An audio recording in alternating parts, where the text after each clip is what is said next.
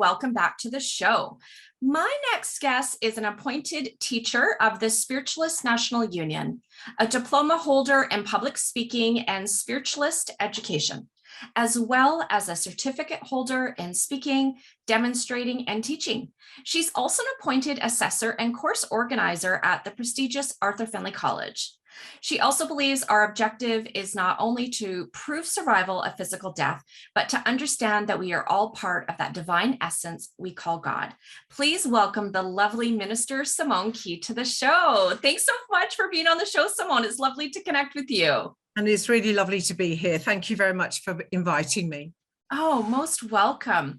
So, as I mentioned before the show started, I came in, I guess, got to know a little bit about you, not personally, but know about your work a few years ago when I'd seen some interviews and things done on YouTube. And then I seen a I think it might have been beginning of this year, last year, that you did with Tony Stockwell, whom I mentor with. Oh, right. And I just thought, oh, she is absolutely lovely. I wonder if she'd ever be on my show. And well, here we are. So, you know, the spirit world brings people into our lives for Absolutely. They do. I love it. So I really wanted to get to know a little bit more about you. And when I've done some research on your bio, it talks a little bit about in your early years, Simone, that you were actually an atheist. Oh, absolutely. Yeah. My mother was a Jew and my father was Presbyterian. And they decided that my sister and I were not to have any religious education at home, that we were to go out and find our own, so that, we weren't indoctrinated as such.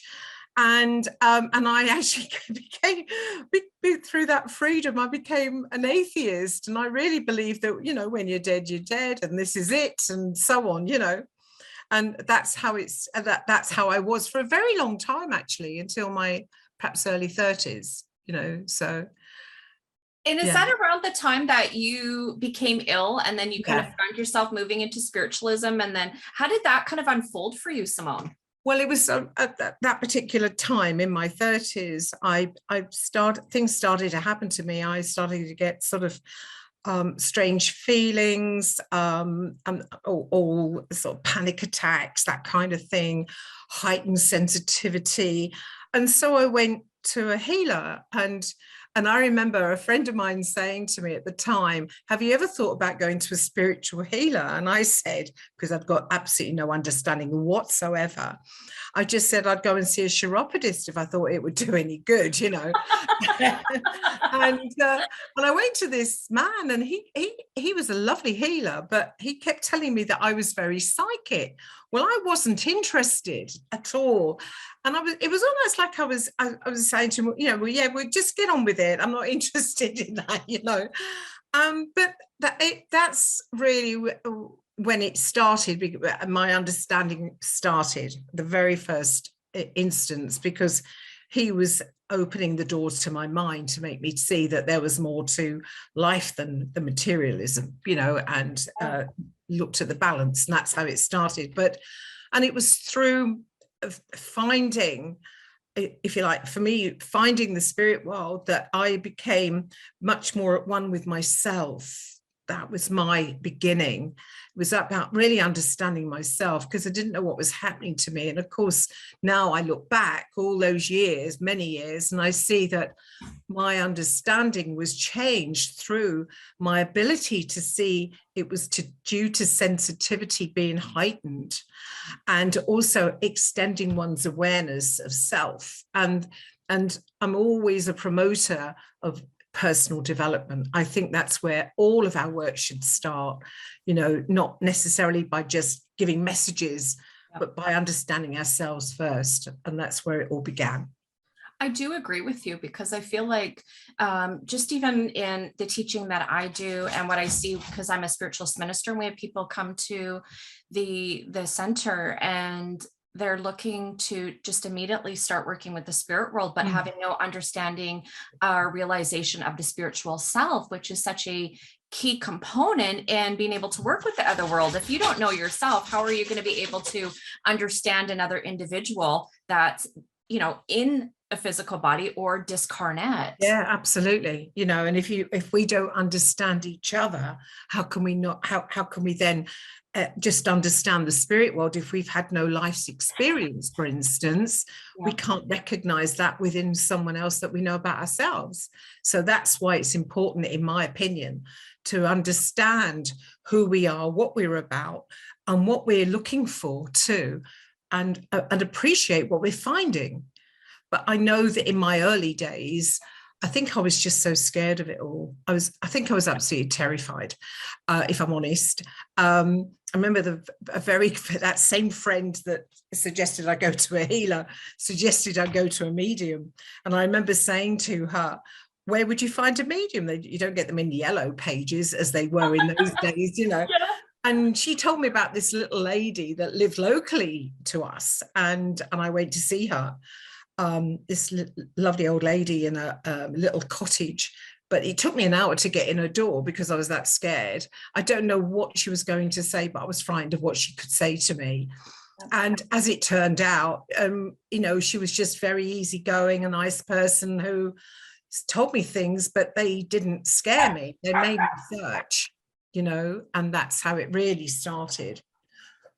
And when you were in your 30s when you started your development, what did your development look like? Was it more about learning more about yourself, or where did you get that understanding? Well, my development was really, really tough. I have to say that. I can look back on it and say, my goodness, you know, it was such a challenge, because I was this eternal cynic, really, that didn't really believe anything. And I would say at the end of everything, oh yeah, but what if, you know, and I was never really sold, if you see what I mean, you know, and I was just searching for proof.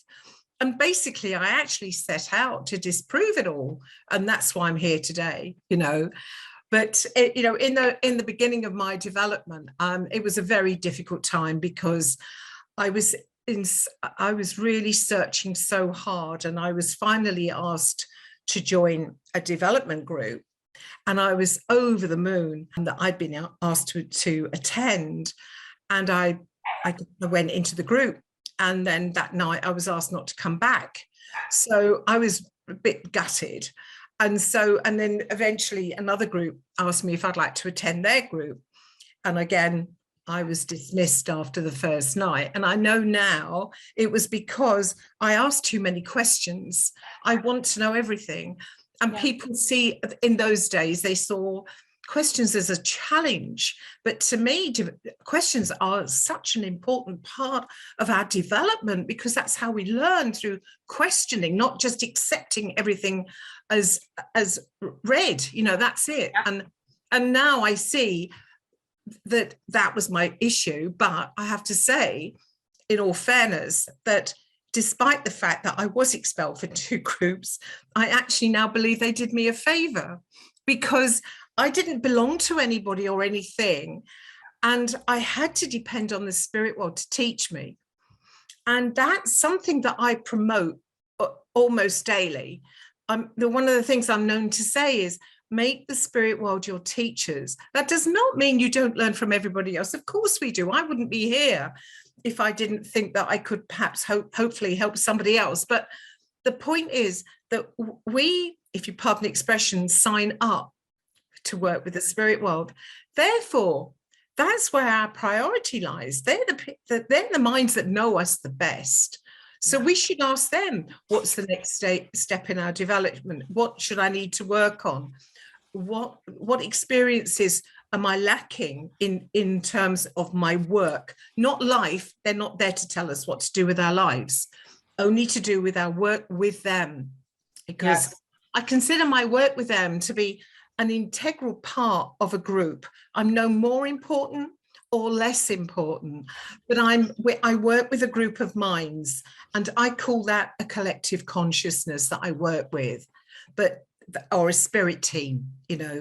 That's how I see it. You know, that's how I see it. And I feel that you know, whatever we do in our development, we should be referring to them and saying to them, you know, okay, is this the right step? Is this where I should be? But not for the point of view of expecting them to tell us every little thing about our life. They are not allowed to interfere in our lives. That's Otherwise, right. otherwise, who's perfect? You know, there's no such thing as perfect. In fact, they talk to me a lot about perfect imperfection, because when you've got something that's imperfect, you can work on it. But if it's perfect, there's nothing you can do. You can't do anything more to improve it. Yes.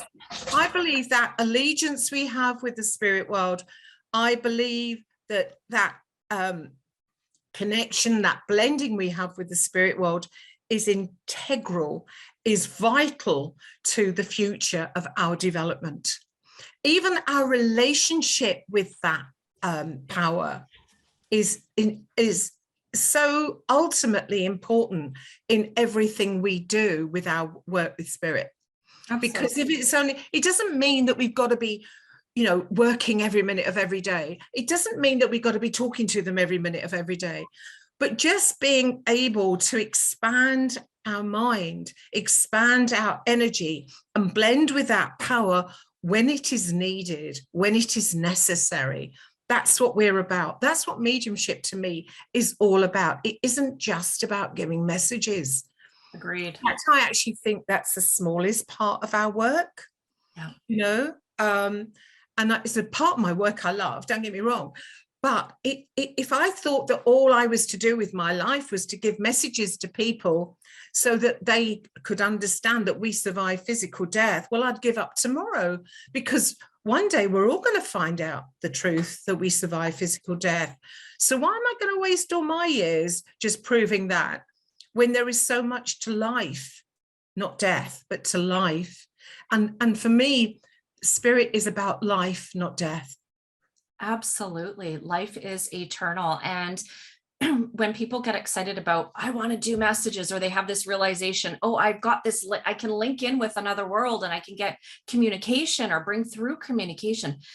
That's really a small facet of it. Tiny part. Yeah. And our mediumship development, the messages are a byproduct of everything else that we cultivate with the other world. Yeah, definitely. And so don't focus on the message, focus on developing that rapport and that relationship with your spirit team. And I love how you call it your team, because so do I. They are a team, and you're working together towards common goals, and they will not interfere with our free will. They'll certainly give guidance and support, but they're there to help us live our life. And I think, you know, you made a good point too, that it's about life. It's not about death, because if we understand death is an illusion and that physical death is merely a transition, then it's all about life. So why are we focused just on that brief moment in time? Yeah, sure.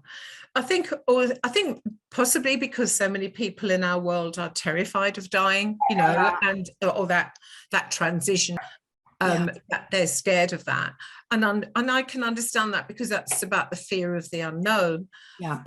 But those of us that are familiar, I'm not saying no, but we're familiar with the spirit, we know that their message is ultimately live life to the full, enjoy it, don't just endure it, you know. And that's what they say to me constantly for other people, about enjoying life, making the most of life, making the most of relationships, having people in our lives. And I know this pandemic we've all been through, we've all endured.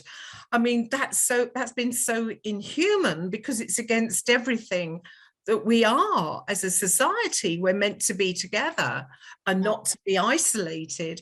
But it's also given us a different outcome as well, in terms of, well, it's maybe made us appreciate more what we've got rather than what we had, you know. And I feel that that's another plus. But working with that power is integral to our understanding of the spirit, and accepting that we, no matter how down we feel, how isolated, how alone, we are never alone. Yes. And that part, I feel, is that aspect of my religion as a spiritualist, is never propounded enough. I don't feel that we understand or accept enough how freeing that is, knowing that there are loved ones there in the background waiting to help us and encourage us and support us and maybe lift us in the moment with their power. Yes. Just bring that light into our life when all we can see is the dark. That's what I find amazing about our understanding with the spirit, that behind that world, to many that's an unseen world, there are those minds that want to help us to become the best that we can be. And that is the message. That is always the message. Absolutely. And it's very profound when you have that realization that there is a group of souls that are gathering close, that are always there with you, and that we don't journey this path alone. And even though we may be physically alone, we're not. And when we can have that understanding, it really makes the physical life a little bit easier to endure. A little bit more bearable, I think. Yeah. It's not everything, because it depends on what an individual's going through. Yeah. But it can bring just that spark of light to us that can help us see something a little bit more positively, knowing that we are loved and that they're there for us, How did you find your way into, so you saw a medium, how did you find your way into spiritualism? Okay. Cut a long story short, I ended up going to an awareness course, and there were quite a few people on this course. It was a 6-week course, and I think there were about 30 people, which in those days was quite a lot, and without Zoom. And I remember going, and I actually couldn't help. I kept laughing all the time, as though I can't do this. This is ridiculous. I can't do it. And then I would do it, and I was trying to write something, and I wrote something, and then I was trying to see something with somebody, and I did. And I just still couldn't get it. I couldn't really believe that I could do it. It was almost like a party trick, if you like. I was thinking, that's all it is. It's just a party trick. But when you start to write and words come from you that are not within your normal everyday thinking, then you have to take stock. But it still wasn't it was just a very small part of my indoctrination into this, to be honest, my development. I had a few experiences, like in the very early days, my husband worked for Xerox, and we had a massive, huge word processor, and it was enormous, about the size of a table, with a console that went with it, the size of a washing machine. It was huge, this thing. And it was the forerunner to the computer, and it had a one-line screen, And when I first came into a church, the very first time, I met someone who became a very, very good friend of mine, and she was actually a teacher at the Findlay College. Her name's Muriel Tennant, and she was a diploma holder of the Spiritualist National Union. And we had a lot in common to do with philosophy and our mediumship and so on. And when I first met her, she just happened to mention she'd written a book, and she said to me, do I know anyone who can type it? And I said, yeah, I can type your book for you. It's no big deal for me, So that's what I did. And I was, again, to cut the story short, it was in the middle of the night. I was trying to get to the end of it, and I was thinking, I'll just get it finished, and then I can put it to bed, so to speak. And I was typing away, and suddenly the carriage return crashed badly, and I thought I'd completely smashed the system. Anyway, it crashed 3 times within 20 minutes until I looked at the screen, and the screen said, we must communicate. But I hadn't typed those words. And wow. I was terrified. So I went to bed. But I had a lot of things that happened to me in my early days to convince me. So many things happened to me. I remember in a little village near where I live, it's very tiny village. It's only got 6 houses, and it was on my way to the Spiritualist church. And every week when I went, I could see myself behind a stagecoach, you know, the stagecoach with the horses and the driver and the woman in the back. And I thought, this is an amazing figment of my imagination, you know, just thought it was bizarre. And it was there week after week after week. And every time I watched it in front of me as I was driving, because I live out in the sticks, it's very, very rural. Every time the stagecoach went round this bend, the stagecoach fell over, and this woman fell out. And so one day, a very good friend of mine and I, we decided I have no idea to this day, I don't know why we did it, but we stood in the middle of this village with our pad and our pen. I don't know what we were expecting. And I just tried to tune into her. And I got a name, which was Mary Calvers, and that she was a Victorian governess. And she went between 2 villages, which I won't tell you what they are, it's too boring. And in every village in the county of Norfolk where I live, they have a church. Every village has at least one church. And this is a very tiny church.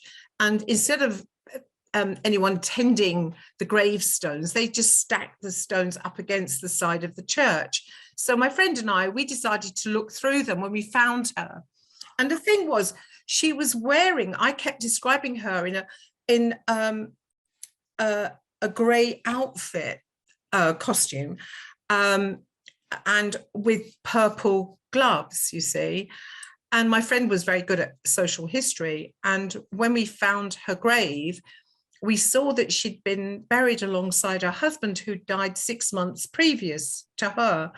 And the point was that in the Victorian times, and I really didn't know this, for the first 6 months they wore black, and for the second 6 months they wore purple and grey. So it was just substantiating. And it was like, there was lots of things I had to have that was solid facts. It was no good to me what I could feel, what I could sense. I needed solid facts, and that was part of the build up to it. And it was just a question of acceptance, and that's hard for some of us because, you know, we're dealing with something that's not tangible often. You know, not many of us are privileged to see physical mediumship. So mental mediumship that I certainly do is not tangible. And all we've got are words, but I wanted facts, you know. And that's how the spirit world helped me to find my way, was by giving me fact upon fact upon fact, so that I could put them all together. Lots and lots of them. I won't bore you with any more stories, but there was so many of them that, you know, and it all started really with my son. And I went to that lady I told you about at the very beginning, and she said to me, you have a little boy. My son was about 2.5 to 3, and my daughter would have been about 6 or 7 at that time. And she said to me, you have a little boy. And I was really cross because I did not want to bring my children into this. You know, this was to do with me. And I was a mum, and I was very protective of my kids and so on.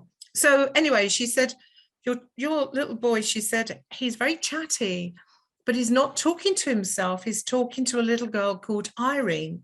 And I was quite angry. And I was saying to her, what's she doing with my son? Why does she want my son? Because it was all completely out of my head. I didn't understand any of it. So she looked at me like I'd got 2 horns and a tail, to be honest, you know, like, you know, she didn't understand me. And she said, but she likes to be with your son. She likes your home and blah, blah, blah. So she said, I remember saying to her, what does she do with my son? She said, well, you have a daughter who's got this doll's pram. I said, yes, that's right. And she said, well, she likes to play with the pram. And then she told me, when I went home, as soon as you go home, you'll find that your husband is building you something with some wood, because I can see it on the top of the car. Then she told me about a guy who was coming around my house.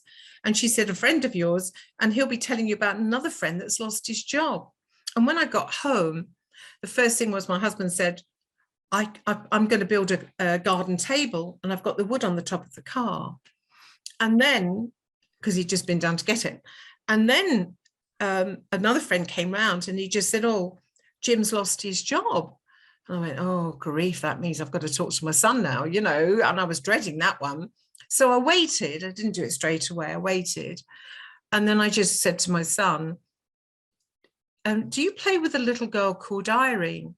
Because I wanted him to say no. That would have been easy. But he said yes. And I said, where do you play with her? And he said, in the garden, in my bedroom. And I remember saying to him, do you like her? And he said to me, I please her, mummy. My children don't speak to me like that, I can assure you. I said, what do you do when you play? And he said, well, I get on my bike and I go brum brum. He had a little 3-wheeler bike, you know.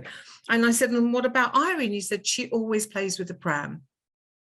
And that was the start, really, because you cannot indoctrinate a 2-year-old or a 3-year-old. No. And then we fast forward to when he was 4. And in the area that I live, the children start school at 4, but they only go from 9 till 12, you know. And I was picking him up from school one day, and a voice said to me, something really good is going to happen tonight. And when I got to the school, he got his school photo. Well, I'm really sorry, but you cannot say you're not going to have them, because it's like denying your child. But they're horrible. The school photos are horrible. No, you know. they are. They're expensive and they're horrible, but you've got to have them, because it's like saying you're not accepting your child. It's like that. So anyway, I thought, so in my head I'm going, well, thanks a lot. You know, that was I don't think that's good. But anyway, and I got home and he started to play with some toys and I was doing something. And all of a sudden he just said to me, you can't die, can you, Mum? And you have to remember, my children don't know. Oh, I didn't go into detail as to what I do. Right. Didn't discuss it. I only discuss things that they want to discuss, not what, you know, I wouldn't tell them that. And he said to me, you can't die, can you, Mum? And I said, no, you can't. He said, God's everywhere. I said, yes. And he was eating a piece of toast at the time. And although I don't believe in God being a man, I have to tell you that, it was his mind. I wasn't going to start lecturing him.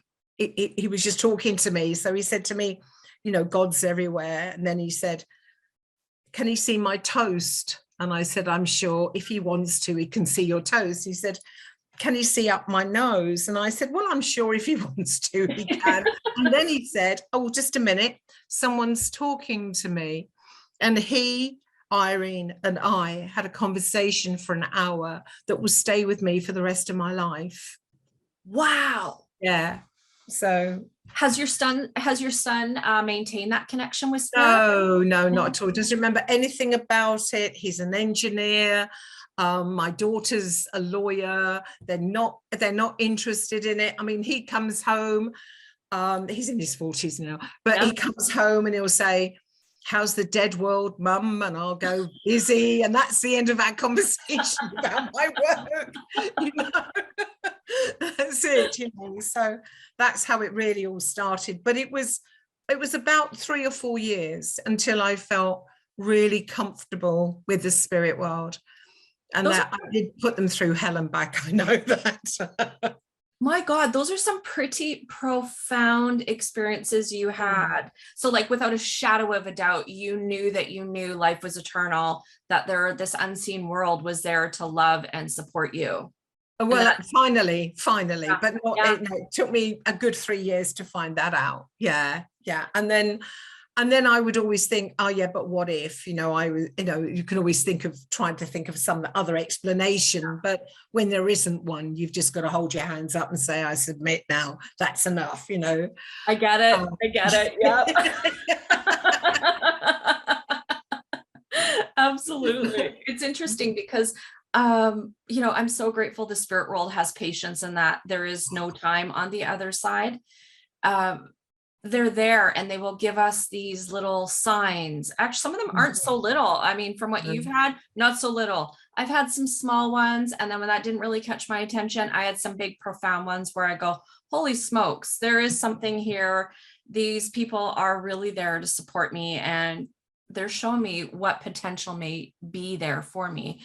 And it's really about developing the self and trusting, and it's this understanding. And I think that's what's beautiful about spiritualism too, is yes, there's a demonstration of mediumship and we prove life is eternal, but through the philosophy of spiritualism, it gives us this great understanding about life here and the life thereafter, and it can help us, if we choose, to help us live this really fulfilled life. And we can, I feel like at times, get more out of it than others who don't have this knowledge. I think the same. And I mean, there has been a survey done where they've seen that any religion means that most people live 5 years longer because they belong to a religion, Yeah.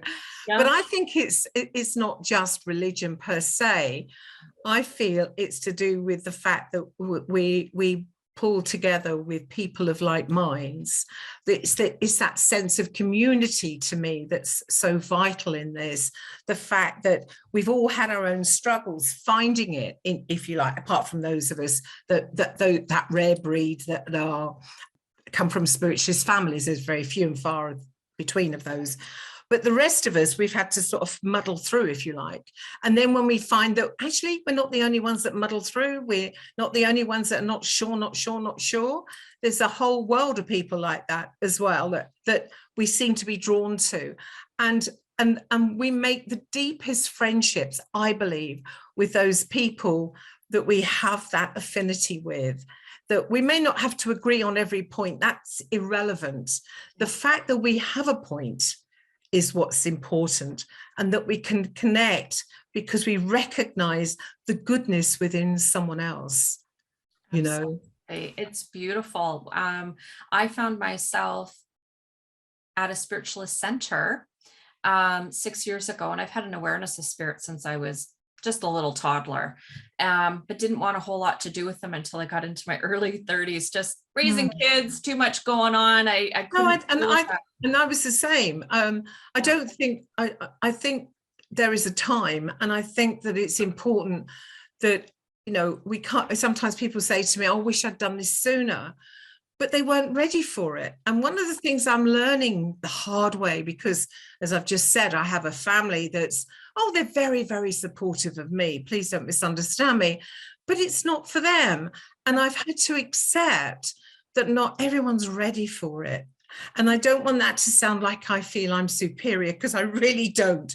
But there are people who are just not ready for it. And maybe they haven't got enough time in their lives to think about it, or maybe there's other responsibilities that they have. But that's the point. It's the fact that it's our now. Yeah. And whatever your now is, it's up to us to pursue that and to see that there is something more meaningful, something much deeper about life itself. And when we find it, or whatever that is, that piece that's missing, we recognize that it actually is the be all and end all of life. So in other words, if I'm looking at somebody and I'm thinking maybe unpleasant thoughts like, I'm not sure that they're on my wavelength, or I'm not sure I can resonate with them, I know that if I was to be with them and just share a few words with them, I may not like them anymore, but I would understand them more. Yes. And I would know why they are like they are. And for me, that's what this is all about. It should make us more tolerant, more accepting of each other, because we all come from the same source. Yes, absolutely. And I think that's what's unique, not unique, but I guess I'll say unique, but also incredibly beautiful and meaningful is the spiritualist movement. Because mediumship, there's two sides to the coin. We have the religious aspect of it, and then we have the mechanics aspect of it. And not everybody has the same understanding as those that are spiritualists. That's not to say they can't be good mediums and they're not good mediums. It's not to say that. No. It's not that at all. But I really feel like spiritualist mediums, we have a deeper understanding of the meaning of life and the afterlife through the teachings that come through the inspiration from the spirit world. And it gives more depth to our life and our work. And I'm just eternally grateful. I just remember being a little kid and always having these clairvoyant visions that I was going to be on, well, we called it just like the podium, right? But it was at a Christian church. And I thought, my parents were elders in the church, and I thought, not a chance. That's not happening. Are you kidding me? And then I remember being about 30-ish and had another one while I was driving. I thought, I will not be caught dead. And this is not to say, Christianity's bad. I love my Christian friends. No. It's all good, but it was not for me. And then just over 6 years ago, I walked into the Spiritualist Center and I thought, oh, this is interesting. Of course, you sit in the back. You don't want nobody to see you. And the medium had said to me, you're going to be up here doing what I'm doing. And I thought, oh, I don't know if I want to come back. And it was this slow, progressive journey of me getting comfortable with it. But I don't know if I could have got comfortable with it without those teachings from the spirit world, listening to those divine services and stuff. I'm not sure if I could have. And I know everybody's journey looks different. No, I think for some of us, we have to have an understanding of the philosophy behind what we do in order to feel comfortable and confident with it. Yeah. It's just like, otherwise it can feel like a bit of a party trick, if you see what I mean, you know. Yeah. And for us, it's got to be deep and meaningful, or we're not going to bother, you know. Absolutely. And I had lots of questions too, like you did in your early development. And I found even with like Christianity, I'd always had questions nobody answered. But when I got into the spiritualist movement and the spiritualist church, and I'd ask questions, I got answers.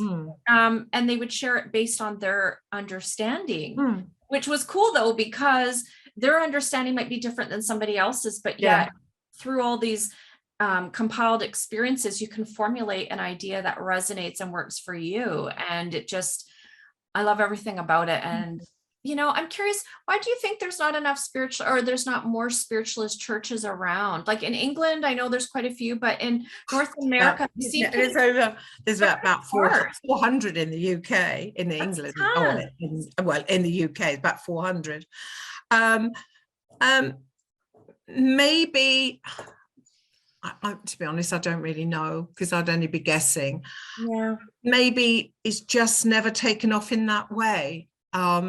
But I know lots of people, that do have churches. There's one particular church that, I work in online a lot, and that's Reverend Janet Havock's Journey Within. And I mean, she's a model of excellence when it comes to bringing people to the church and showing people what spiritualism is all about. I mean, she's providing, she and her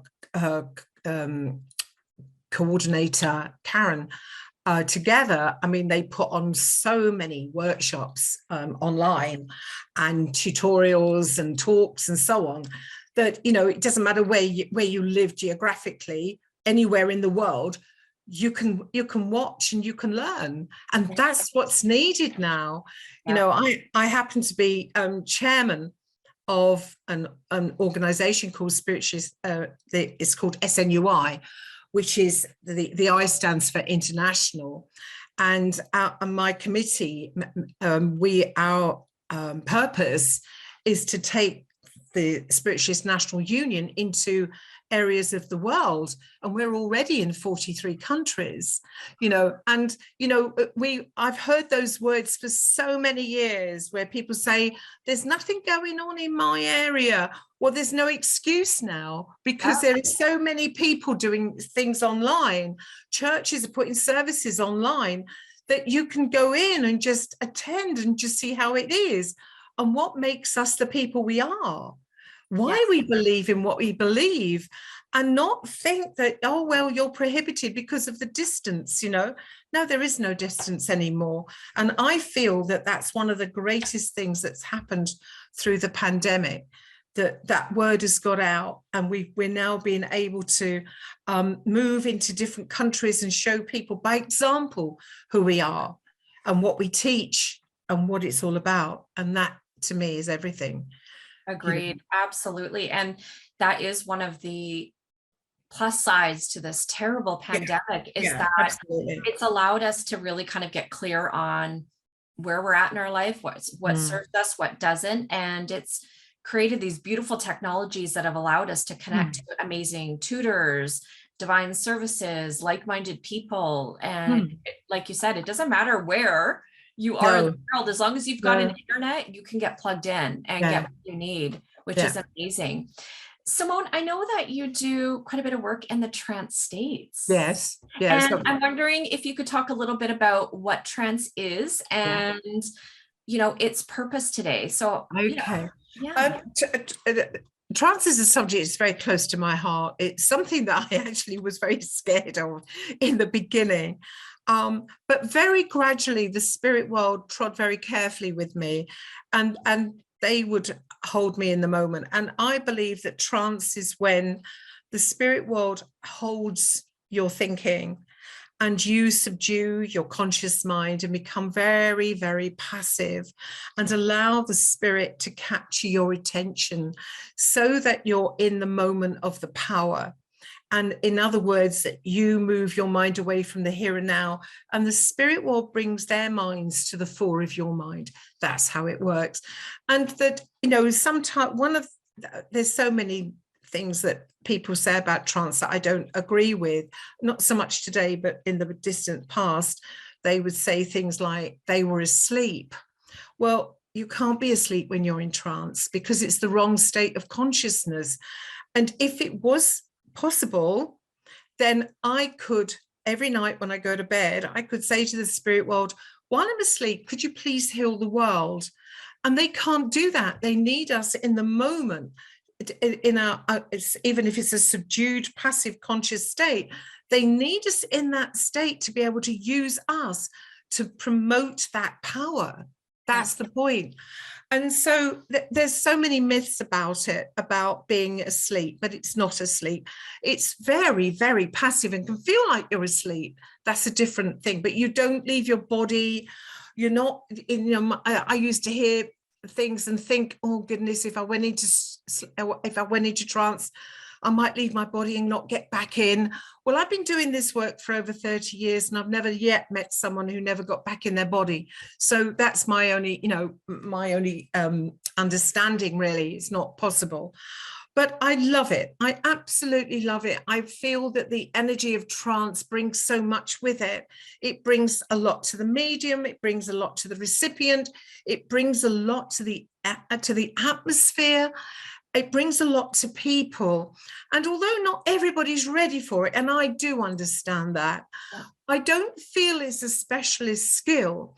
I believe it's a natural progression in our mediumship. Because every time if I was to give you a message from a loved one in the spirit world, then I'm in a hold of the moment. I'm not in a trance state, but I'm in a hold. And when you're with the spirit and they deepen that hold, you can then go into the trance state. But I want to try to dispel myths and fears. That's my main aim with trance, to be honest, to help people realize that it's not dramatic.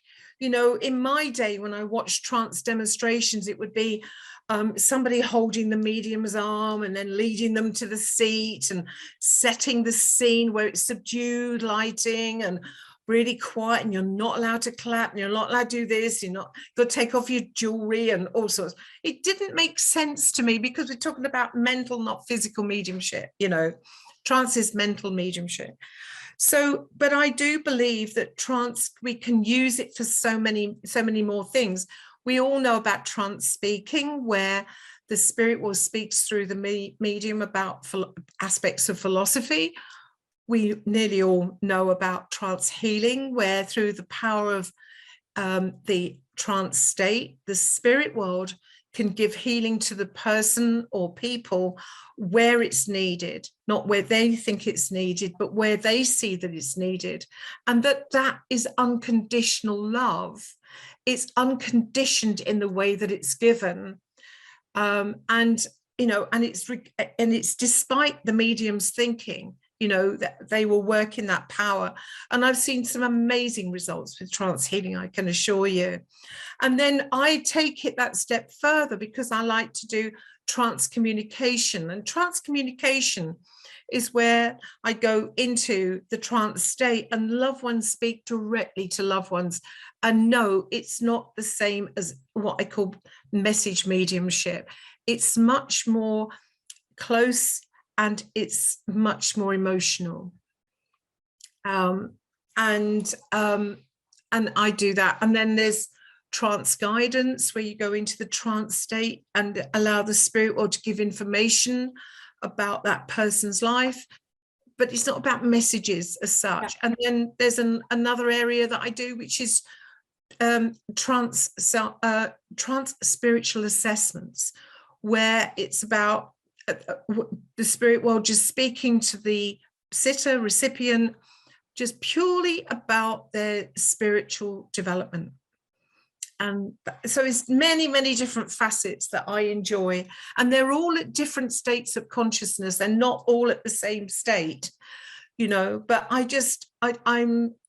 love trance because I love what it represents. Because and a little while ago, a good couple of years ago, I said to the spirit world, what is the point of trance?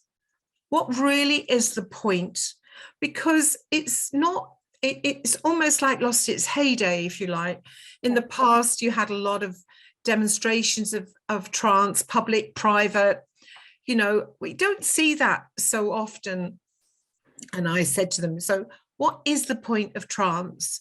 And they said, because trance brings peace, restoration, and hope. And that's what I work for. That's what I work for. That's incredible. And you said we don't see a lot of that. Do you think everybody can develop trance? If they can develop mediumship. Yeah. Because it's another step in that direction, you know, like once you get to work with the spirit world, once you become confident. When I mean confident, I don't mean that you think you're brilliant. I don't mean it in that way, but where you know that you can communicate with the spirit. Once you recognize the symptoms, if you like, of the spirit team that works with you, you recognize the energy changes, you recognize the environment that they help to provide. And you take that a bit further and bit further. And if you've got the time, you need time to develop everything. And all of those things mean to me, yes, you can. Yes, you can. You know, but it depends on the person if they want to or not. Not everybody wants to do mediumship. Not everybody wants to do healing. Not everybody wants to do anything, you know. So, and I think that's okay. I really think it's okay, because maybe now is not their time, but maybe in a few years, it is their time. Do you find, Simone, that some people, they come into their mediumship development and they just don't stick with it because they don't have an understanding that it's not something that unfolds overnight? Yeah, it's something I've battled with in the past. I have to say, hand on heart, it's not so much a battle today as it was a few years back. But in those days, there were a lot of people that came into this for what I call celebrity status. You know, when you said to them when they were starting their development, where do you want to go with this? They'd say theatres, you know. Yeah, it was never. And I used to upset me, because my point is that little backstreet church that's only got 5 or 6 members of the congregation in it, and you're working for them. That's your training ground. That's where you learn the psychology of mediumship. That's where you learn how to handle your abilities. That's how you learn how to understand people. Yes. And they don't want to do that. They just want to go to the wow factor. And the wow factor doesn't last. It doesn't last. It's that is those few words that you say to somebody, or that someone says to somebody, that are deep and that resonate with the individual. Or like, that's just what my mum would have said. Or they're the words my father used at the very end of his life. And they mean nothing to everybody, but they touch souls. And when we touch the soul, there's a turning point. Yes. And it's a realization that there is more to this world than what they're seeing around them. And that's the change that we have, and the change that we can make to humanity, to show them that information that's their birthright. Everybody should know that we survive physical death. This should not be something we find for ourselves like we've all done, or most of us have done. We should know it. We should be taught that in schools, and, unfortunately, for whatever reason, maybe because other religions hold a lot of the head positions in schools as well, we're not allowed to talk about it. I remember once being asked to do a 6-week awareness course for a secondary school in my locality. And it was the governors that asked me not to do it in the end because of my religion, but it wasn't going to be a religious talk. This was about just working with, 14, 15, 16-year-olds about their awareness and about the responsibility they have to one another. That's how I see it. But anyway, that's another story. But, all we can do is to help each other understand.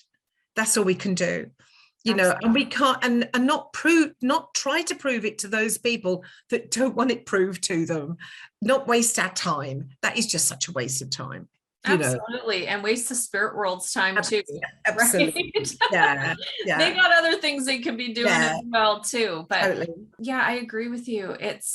I just kind of shake my head sometimes where people they don't want to take the time to unfold and develop and learn more about themselves and the spirit world. And it's this journey, and there is no endpoint where you go, I've arrived, I've mastered it all. I wish. And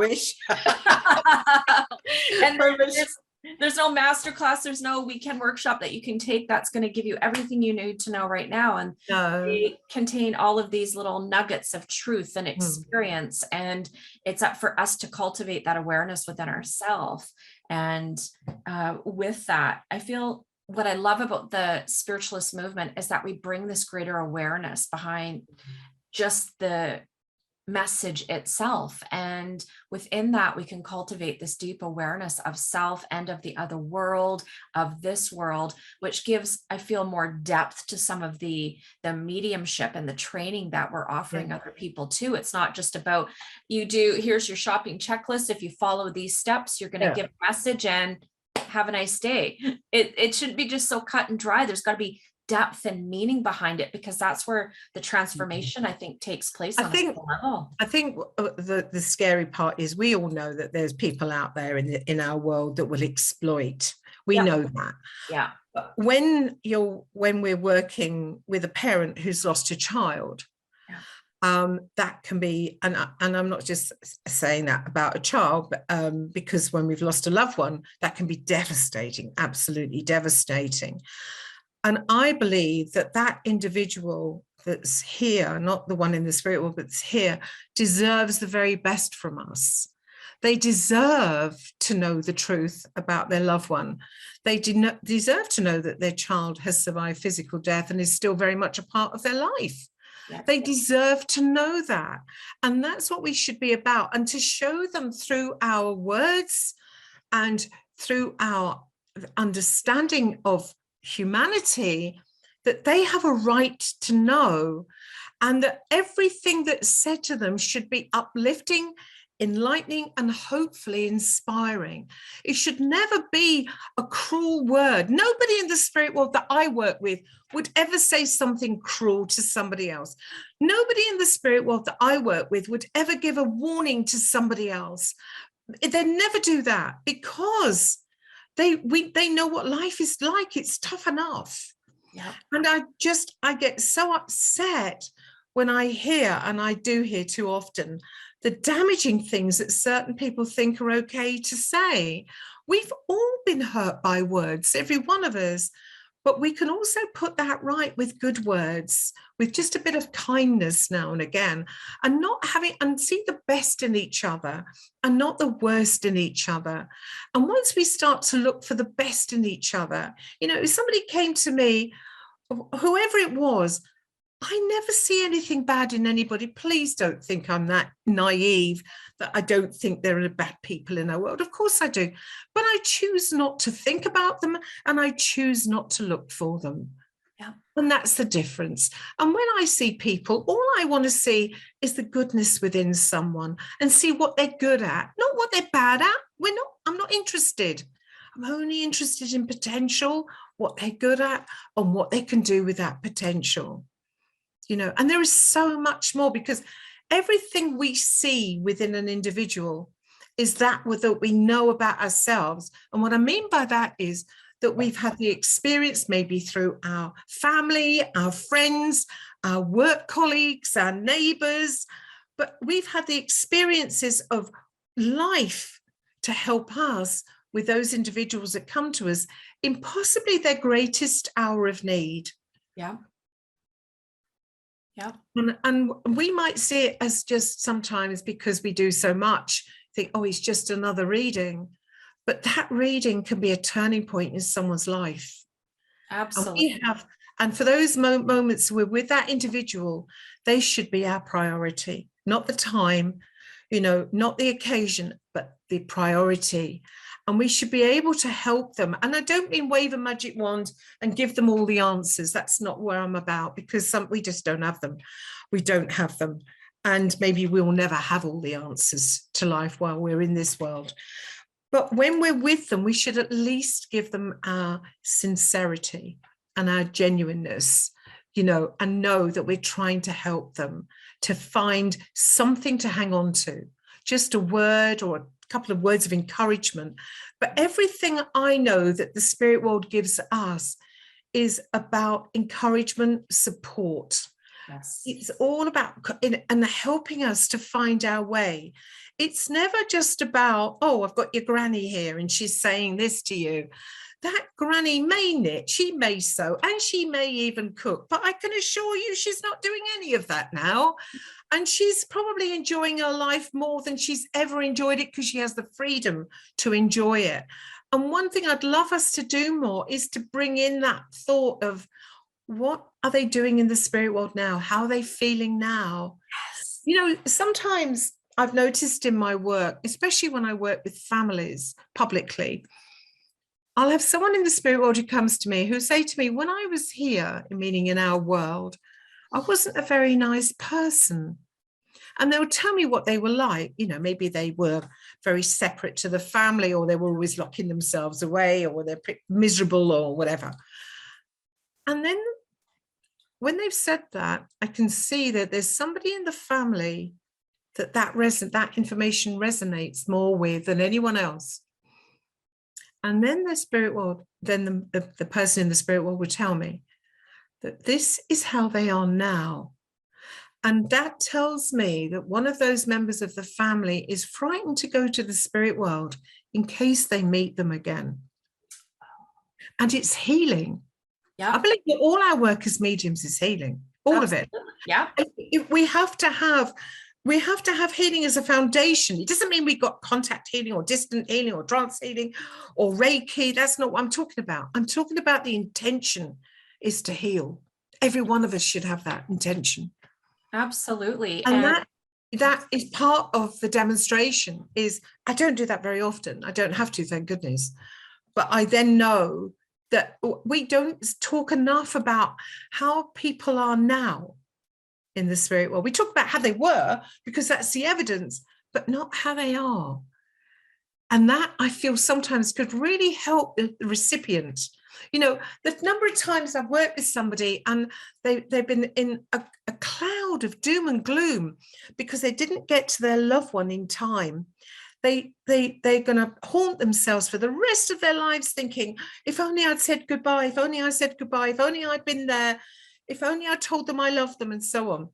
And I'm having to say to them, but they know, because you just said it. You just said it.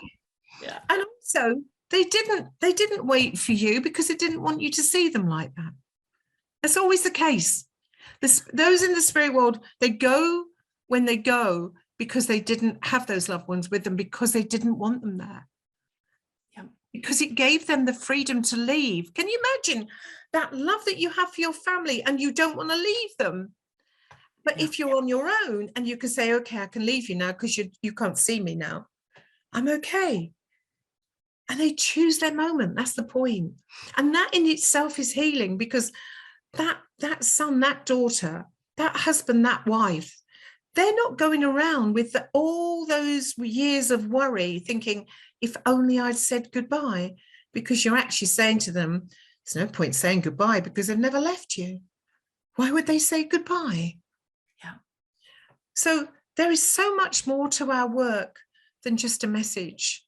You know, so much more understanding to it. And it's something that has helped me understand life itself, understand people, you know, the fact that every time the power of the Spirit touches us, it brings out those qualities of care and compassion and empathy and healing, and it gives us patience and tolerance and acceptance.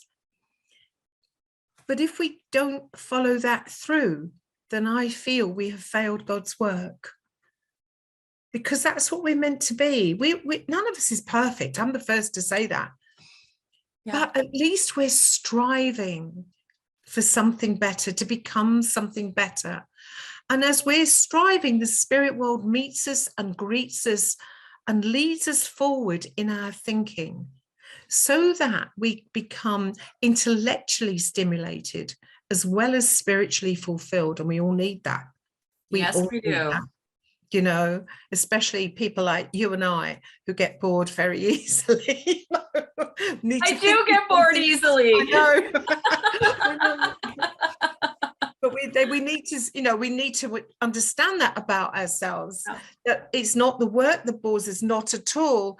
Wow. But what else to think about? Want something new to think about. I want a new focus, if you like, sometimes, you know, we all need that, you know, and there's nothing wrong with it. But I know that that power that we have access to helps us cope with life. And that's my message. That's what I want people to know. Absolutely. And I have a beautiful mentor and I love her. She's Ann Larson. She's the senior minister at our church. She's done demonstrations all over. I love her. And I also have done some tutoring with Eileen Davies, and I'm in another mentorship with Tony Stockwell, and I love him. And he's a funny fella, and he's just a hoot. And he says, you know, we're in this position to bring healing. That's what it's all about. Mm. And when we are bringing through a communication, sometimes, you know, and I see this with students too, and other mediums, they focus so much on the sad and the sad and the sad, and they think if they make these people cry, they've done their job. Oh no, that's awful. And it's like, he goes, you know, for heaven's sakes, these people have already died. Don't make them die a second time, you know. And talk about like where they are now. What are they doing? And then that's important too, because the spirit world are not just resting in peace. They are quite busy and they've got a life. Yeah, and there are no beds out there. No beds out there. So like, I love to see a little bit of that element come into the communication too. Evidence, proof of survival is good, but we need to know the next part, which is what's happening now. Absolutely. Yeah. Yeah, I just thought that was so funny when he said that. I thought, oh my goodness. I was actually working with him on a week at the college. A couple of weeks ago, I think it was 2 or 3 weeks ago, we had a lovely week, and it was just a really good week. A lovely time, you know. Do you have any advice, Simone, for those that are in their development or curious about development? Maybe some techniques or words of advice where if they're maybe not unsure about developing, what would you suggest? Or for those that are developing? Personally, I would suggest something like a spiritual assessment, which is looking at the potentials that you have and looking to see how you can realize those potentials. That's one thing one could do. Another thing is just go along to a spiritualist meeting, whether it's a church, a center, it doesn't matter to me, and just feel the energy of it and watch people work. I did that when I first started. I would just travel all over, just watching people work. I probably ended up learning more about what not to do than what to do, but it still taught me a great deal. But it taught me how to handle people. It taught me how to respond to people. It taught me how to include people in that time that we have together as well. And I would just say, you know, the biggest issue is trusting the spirit and trusting yourself. I would say it's harder to trust yourself than trust the spirit world. But I would say to anybody who is just thinking about looking into development, you may find yourself taking 3 steps forward and 2 back frequently. But remember, there is always a plus in everything you do. Even if you don't do what you think is successful, you will learn from every mistake you make, and it will make you stronger and more capable and more understanding of people. Give yourself time. There's no shortcut to this work.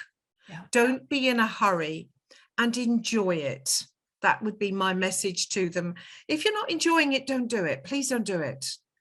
You have to enjoy it, and hopefully allow yourself to be free. So no expectations, and just allow the spirit to work with you in their way. And it might change from week to week until you find what sits comfortably with you. But don't be in a hurry. And all I would say to you is, I'm not a great lover of sitting in the power for hours on end. It's not my way, I'm afraid. I was at the back of the queue when they handed out patients. But I will just suggest that people sit in the power just 5 minutes, once or twice a week. That's enough. Just to sit and just be at one, not asking questions, not expecting, but just accepting the power of the spirit. Because beneath the surface, on a subconscious or unconscious level, there is so much more going on, where the spirit can work with you on so many different levels. Don't ignore the silence. Try to find the stillness and the silence within you, and that will enable you to work closer and be at one with those minds that help you. Wise words. Simone, you have been an absolute delight to have on the show. You have shared so much wisdom and professionalism and a lot of insight, and there's a lot of depth to what you've shared. And I know that not only myself, but my listeners will get a great deal out of your words. And thank you, thank you, thank you. I've thoroughly enjoyed it, Courtney. Thank you so much. You've been a pleasure to work with. And I do hope I meet you one day. Me too. I'm actually going over to my first trip to the college. I'm going in September. I'm so excited. Great. Okay. Well, wish you well. Okay. Thank you so much. Can you tell my listeners how they can get in contact with you and your information? I will put in the show notes. Okay. Well, I think the best way is email. Okay. And my email address is Simone Key, which is Simon with an E on the end. Key, Key, all lowercase, all one word, 1313 at gmail.com. Lovely. And if you want to see what courses that Simone is teaching, we can put a link into the Arthur Findlay College. And do you have anything else up and coming? I do. I've got some workshops coming up with Reverend Janet Nohava at Journey Within. And the website is www.journeywithin.org. I think that's it. I think so too. It's a beautiful website. She has tons of workshops. Yes. With excellent tutors on there. Really good tutors. Yeah, some lovely and a lovely variety as well. But I'm doing a workshop on trance with her. I'm doing one on evidential readings, and I'm doing one with an intuitive readings as well. So there's lots of different things I'm doing with her. So you're very I look forward to seeing. Very busy. Yes.